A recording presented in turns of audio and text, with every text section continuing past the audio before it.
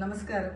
ഇന്ന് March 8 women's day ആണ്. ഇന്ന് പല സ്ഥലങ്ങളിലും സ്ത്രീകളെ കുറിച്ച് സംസാരിക്കുന്നു, യോഗങ്ങൾ, ചായയുടെ പുറത്ത് എല്ലാവരും എന്താണ് പറയുന്നത്, വലിയ വലിയ സ്പീച്ച് നടത്തുന്നു. പക്ഷെ ഈ ദിവസം എനിക്ക് ഓർമ്മ വരുന്നത് വേറൊരു കാര്യമാണ്. കുറച്ചു ദിവസം മുമ്പ് ഞാൻ ഇൻസ്റ്റാഗ്രാം നോക്കുമ്പോൾ ഒരു റീല് കണ്ടു. സ്മൃതി ഇറാനി പറയുന്ന ഒരു കഥയാണ്. അതായത് കുറച്ചു വർഷം മുമ്പുള്ളതാണ്. അവരൊരു പ്രോഗ്രാമിന് പോയപ്പോ അവിടെ ഒരു സ്ത്രീ ഉണ്ട്, അവർക്ക് അവരെ പരിചയമില്ല. അപ്പൊ ചോദിച്ചു, ഞാൻ നിങ്ങളെ എങ്ങനെയാണ് ഇൻട്രൊഡ്യൂസ് ചെയ്യേണ്ടത് സദസ്സിന്?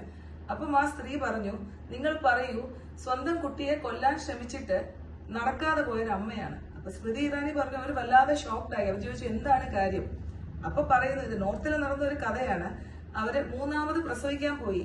അപ്പൊ മൂന്നാമത് പ്രസവിക്കാൻ പോയപ്പോ പെൺകുട്ടിയാണെന്ന് അറിഞ്ഞ് ആദ്യത്തെ 2 പെൺകുട്ടികളാണ്.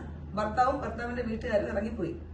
പിറ്റേ ദിവസം ഇവരുടെ സഹോദരൻ വന്നിട്ട് പറഞ്ഞു, ഭർത്താവ് പറഞ്ഞയച്ചു അത്രേ, മൂന്നാമത്തെ കുട്ടിയെ എന്തെങ്കിലും ചെയ്ത് ഒഴിവാക്കൂ, അങ്ങനെയാണെങ്കിൽ വീട്ടിലുള്ള 2 പെൺമക്കളുടെ കൂടെ സുഖമായിട്ട് ജീവിക്കാം.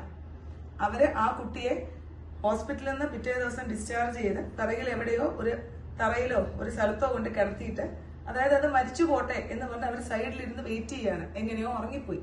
പിറ്റേ ദിവസം രാവിലെ അവന് ഉണർന്നു നോക്കുമ്പോൾ നീല കളറിൽ ഈ കുട്ടി കിടക്കുന്നു, മരിച്ചിട്ടില്ല.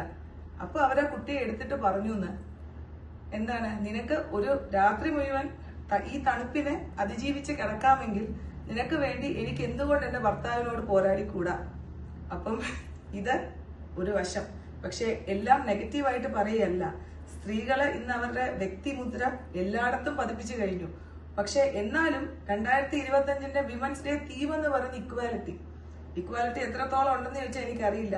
ഇന്നും സ്വന്തം ശമ്പളത്തിൽ നിന്ന് 1000 രൂപ എടുക്കാൻ ഭർത്താവിന്റെ അനുവാദം ചോദിക്കേണ്ട സ്ത്രീകളാണ് ഉള്ളത്. അപ്പോ ഞാൻ പറയുന്നത്, നമുക്കൊരു മാർച്ച് 8 വേണ്ട. ഒരു സ്ത്രീയെ ആദരിക്കാൻ, നമ്മുടെ ലൈഫിലെ സ്ത്രീകളെ നമുക്ക് എന്നും വാല്യൂ ചെയ്യാം, സെലിബ്രേറ്റ് ചെയ്യാം, റെസ്പെക്ട് ചെയ്യാം. അത് ഒരു ദിവസം ഒരു മൈക്കിന്റെ മുമ്പിൽ നിന്ന് സംസാരിച്ചിട്ടാവണ്ട.